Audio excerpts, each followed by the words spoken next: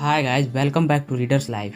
आपके साथ भी कभी ना कभी ऐसा ज़रूर हुआ होगा कि एक के साथ एक फ्री का ऑफर सुनकर आप खुद को रोक नहीं पाते हैं और झट से वो चीज़ खरीद लेते हैं। और हम सोचते हैं कि चलो, हमने काफ़ी पैसा बचा लिया और काफ़ी अच्छा डील कर लिया। लेकिन क्या आपको पता है, ज़्यादातर टाइम हम अपने डिसीजन केवल अपने इमोशन के बेस पर लेते हैं।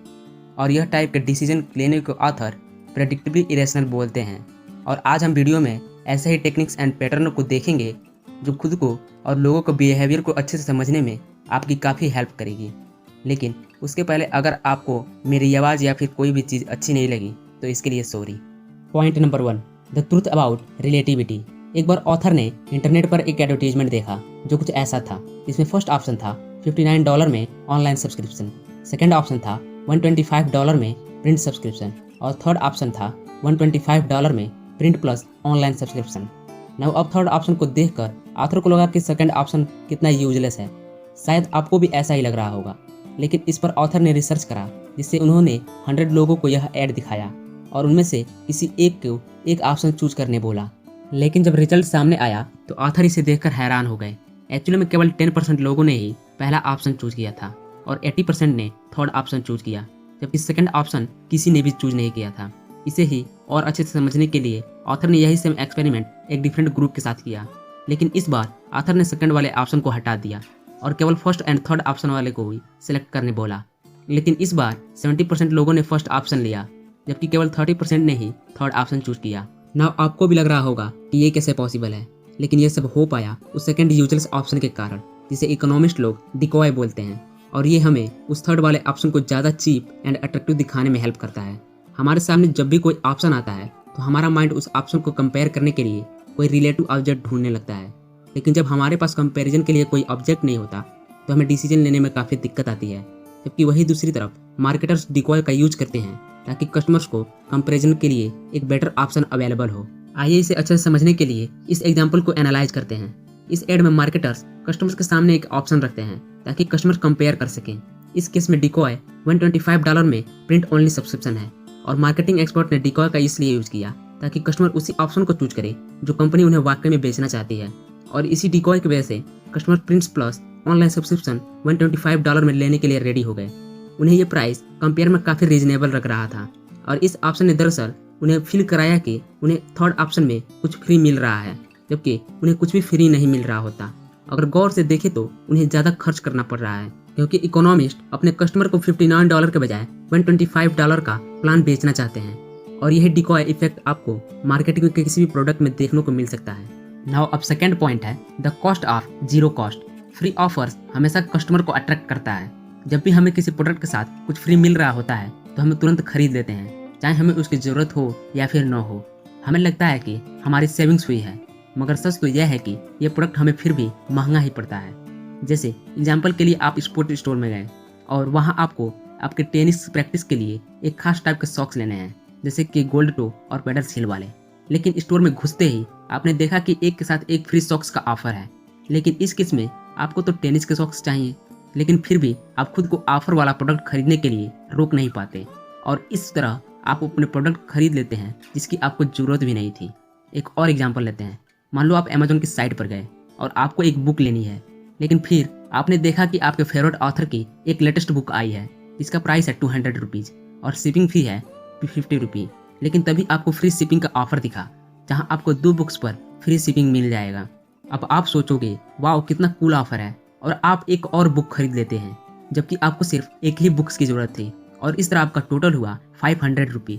लेकिन जबकि आपको केवल $250 का ही प्रोडक्ट खरीदना था।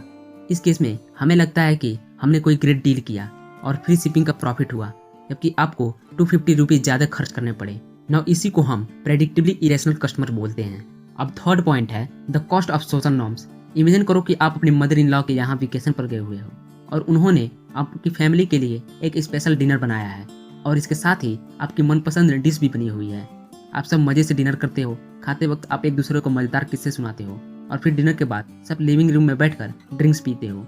अब इस शानदार डिनर के लिए आप अपनी मदर इन लॉ का शुक्रिया करने के लिए अचानक आप अपनी जगह से उठते हो और अपना वॉलेट से पैसा निकाल कर अपनी मदर इन लॉ को ऑफर करते हो, मॉम आपने जो हमारे लिए किया उस अमेजिंग डिनर के लिए।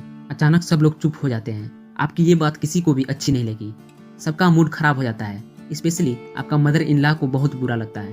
उनका फेस गुस्से से लाल हो जाता है और सभी लोग नाराज होकर वहाँ से चले जाते हैं। आपको कुछ समझ नहीं आ रहा है कि आखिर आपने गलती क्या कर दी। ऐसा होगा भी आज आपने सोशल नॉर्म्स को मार्केट नॉर्म्स के साथ मिक्स कर दिया। अगर अच्छा से एक्सप्लेन करें तो सोशल नॉर्म्स वे फेवर होते हैं जो हम अपने करीबी लोगों के लिए करते हैं, ताकि इससे हमारे रिलेशनशिप्स और भी अच्छे हो सकें, और इसके बदले हम कोई फेवर नहीं चाहते। जबकि दूसरी तरफ मार्केट नॉर्म्स वो होते हैं जिसमें हम मार्केट के हिसाब से पैसे लेकर या फिर रिटर्न में कुछ फ़ायदा लेने के लिए करते हैं। सोशल नॉर्म्स में कोई आपकी हेल्प करे तो ये ज़रूरी नहीं कि आपको उसी टाइम फेवर रिटर्न करना है। अपनी फैमिली और फ्रेंड के हेल्प करना आपको अच्छा लगता है, इसलिए आप ये करते हो, और वक्त आने पर वो लोग भी आपके लिए काम करते हैं। लेकिन मार्केट नॉर्म्स डिफरेंट होते हैं। इसमें डायरेक्ट एक्सचेंज होता है। जैसे आप अपनी जॉब के लिए ऑफिस जाते हो तो आपकी सैलरी मिलती है।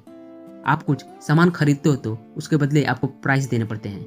आइए इनको एग्जाम्पल से समझते हैं। एक बार ऑथर डैन एरियली MIT में एक एक्सपेरिमेंट किए।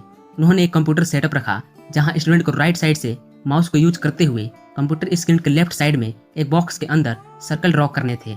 ये काफ़ी इजी टास्क था, लेकिन जैसे स्टूडेंट कोई सर्कल ड्रॉ करते एक और सर्कल आ जाता। डैन ने उन्हें 5 मिनट दिए और इस 5 मिनट में वो जितने मर्जी उतने सर्कल बना सकते थे। उसके बाद वो जा सकते थे। इन सब के लिए डैन ने फर्स्ट स्टूडेंट के ग्रुप को एक्सपेरिमेंट से पहले $5 दिए, सेकेंड ग्रुप को उन्होंने $1 दिए, और थर्ड ग्रुप को उन्होंने कुछ नहीं दिया, बल्कि इन स्टूडेंट से रिक्वेस्ट की गई कि वो इस रिसर्च में पार्ट लें। आपको शायद लगेगा कि पहले वाले स्टूडेंट ने काफ़ी ज़्यादा सर्कल बनाए होंगे, लेकिन ऐसा नहीं है। फर्स्ट ग्रुप ने एवरेज 159 सर्कल बनाए, सेकेंड ग्रुप ने 101 सर्कल बनाए, जबकि थर्ड ग्रुप ने 168 सर्कल बनाए। बाद में ये पता चला कि जिन्हें कोई पैसा नहीं मिला था उन्होंने ज़्यादा आउटपुट दिया।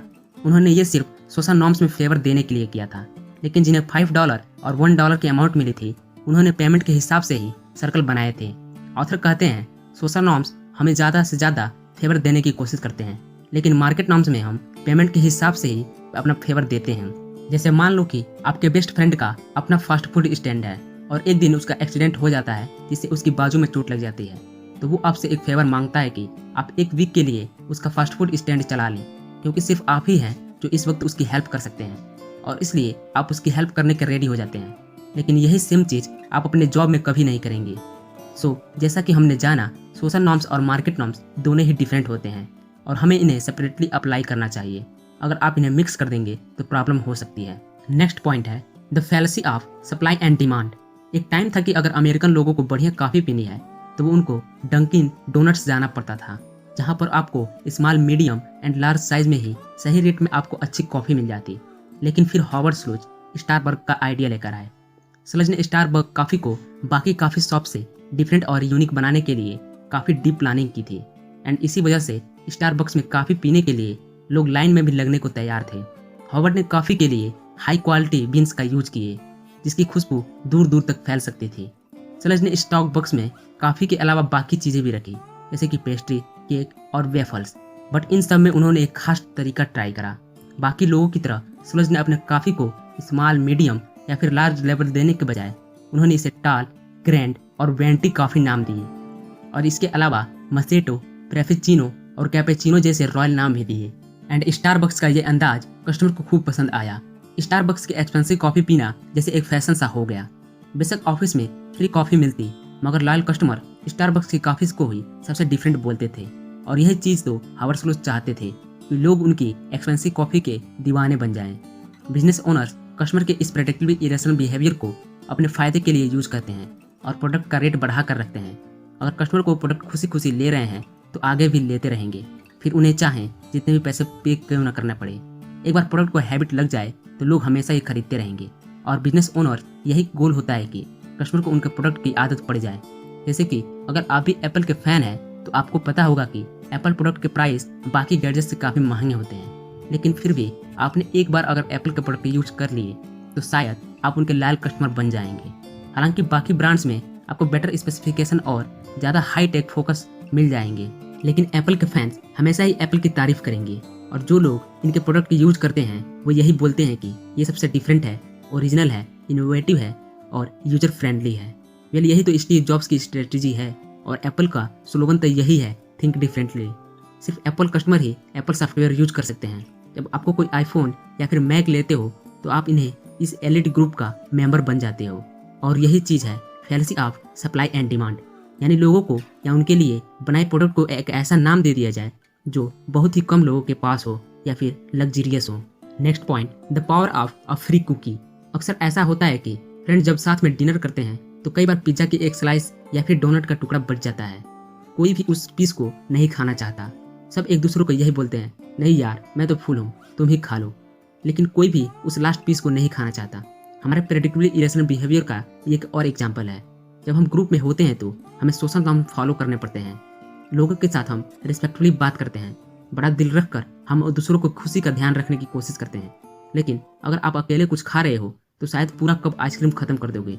आइए इसे एग्जाम्पल से समझते हैं। मान लो कि आपका एक कलीग है जिसका नाम है विवेक, जो आपके ठीक बगल में बैठता है और एक दिन वो 100 चॉकलेट चिप कुकी बेक करता है और ऑफिस में सबको बांटता है। अब क्योंकि आप उसके बगल में बैठते हो तो सबसे पहले वो आपको ही ऑफर करेगा। अब चाहे विवेक के चॉकलेट चिप कुकी कितनी भी टेस्टी क्यों ना हो, आपके सोशल नॉर्म्स आपको एक से ज़्यादा कुकी लेने के लिए रोकेंगे, क्योंकि उस वक्त आप बाकियों के बारे में भी सोच रहे होते हो। आप ये भी सोच रहे होते हो कि सबको कुकीज़ के बराबर मिलना चाहिए, इसलिए आप एक से ज़्यादा नहीं लेते। लेकिन अगर विवेक अपनी कुकी के भी पैसे मांगे तो क्या होगा? अगर वो 5 रुपए पर कुकी के हिसाब से बेच रहा हो तब वहाँ सोशल नॉर्म अप्लाई नहीं होगा, क्योंकि तब वहाँ मार्केट नॉर्म्स अप्लाई होगा। आप फर्स्ट कस्टमर हैं तो आप जितने चाहें उतने कुकीज़ ले सकते हैं, फिर चाहे दूसरों के लिए बचे या फिर ना बचे, क्योंकि आपने तो विवेक को 5 रुपए दिए हैं। आप चाहे जितने भी खरीदो, आपकी मर्जी है। सो दोस्तों, आज इस वीडियो में हमने 5 पॉइंट डिस्कस किए जो लोगों को और उनके बिहेवियर को समझने में आपको काफ़ी हेल्प करेगी। इस वीडियो को समराइज करें तो 100% अपने प्रोडक्ट के हाई प्राइस रखते हैं और इसके बावजूद लोग उनके प्रोडक्ट बार बार खरीदते हैं। आपने इसमें डिकॉय का यूज के बारे में पढ़ा। इस बुक में हमने आपको फ्री आइटम्स के इल्यूजन के बारे में बताया। एक्चुअली में फ्री आइटम जैसी कोई चीज़ नहीं होती। जो आपको फ्री ऑफर किया जा रहा है वो दरअसल कभी फ्री नहीं होता। असल में आप उस आइटम के लिए ज़्यादा प्राइस पे करते हो।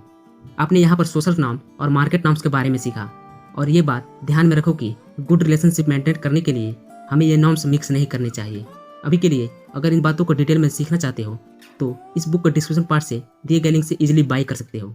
गाइज, हमारी टीम ऐसे ही साइकोलॉजी और बिजनेस रिलेटेड बुक की समरीज पर वर्क कर रही है। आने वाले दिनों में हम इस चैनल पर आपको purple cow, business adventure, my life in advertising, .com secret and Warren Buffett की favourite book a 1000 way to make $1000 ऐसे बुक समरीज को अपलोड करने वाले हैं। सो अगर आप इन बुक समरीज को मिस नहीं करना चाहते तो इस चैनल को सब्सक्राइब करके नोटिफिकेशन बेल जरूर ऑन कर दीजिए, वरना आप ऐसे नॉलेजेबल वीडियो को मिस कर देंगे। सो अभी के लिए अगर इस बुक की ऑडियो बुक फ्री में लेना चाहते हैं तो डिस्क्रिप्शन पार्ट से चेकआउट कर सकते हैं। And thanks for watching.